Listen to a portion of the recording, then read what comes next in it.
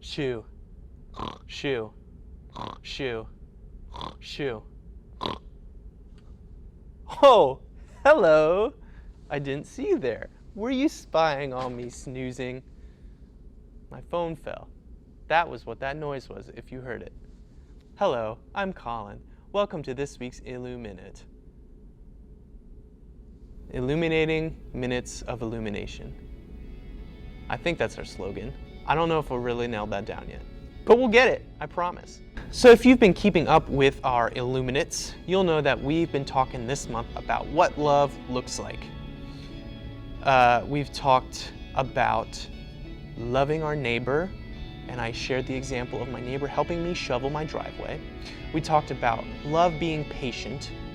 We talked about love being self-sacrificial.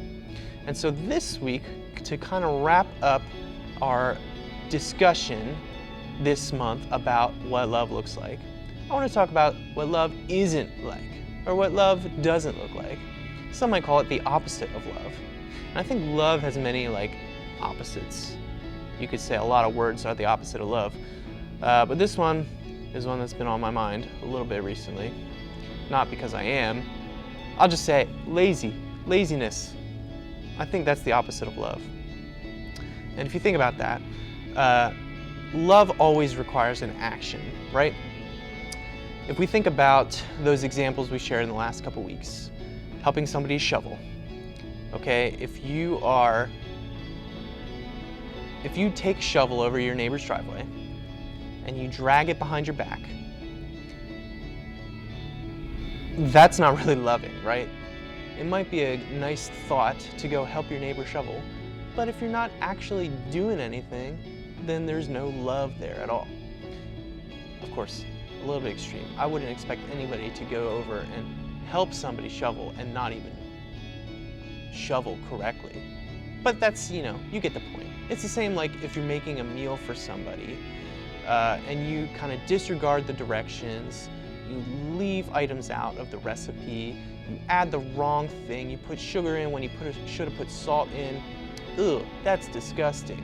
And of course, you can make mistakes. But if you do it in a lazy way, like if you're haphazardly throwing stuff in to make a stinky stew, that's not really loving to somebody to go to their house and deliver a stew that is inedible. Again, the thought's probably loving, but if there's no action behind that love, if there's no effort to overcome the laziness, I don't think that's love. And so the verse that I'm thinking of this week is 1 Corinthians 10:31, which says, "So whatever you do, whether you eat or drink, do it all for the glory of God." I might have twisted the words around there a little bit, but you get the idea. If we're doing everything for the glory of God, I don't think any act of love will have any hint of laziness in it. If we're loving somebody by listening to them, then we're not daydreaming or thinking about somebody else or something else at that time. If we're helping somebody to move, that's one of the least lazy things you could do. But if you go and help somebody move and you don't lift a box, there's no love behind that. Love always requires some sort of effort and action on your part. And that might sound obvious to you. Yeah, Colin, of course there needs to be effort when I show love. But I think a lot of us get kind of caught up in this idea that we can love God and love other people with minimal effort or with minimal discomfort on my part. And I think we got to get past that. Love requires some sort of discomfort maybe. Love requires some sort of effort. We cannot be lazy in love. And just one other disclaimer. Of course, I'm not talking about self-care or rest. Those things are crucial and important for us. And it's okay to take a break for ourselves.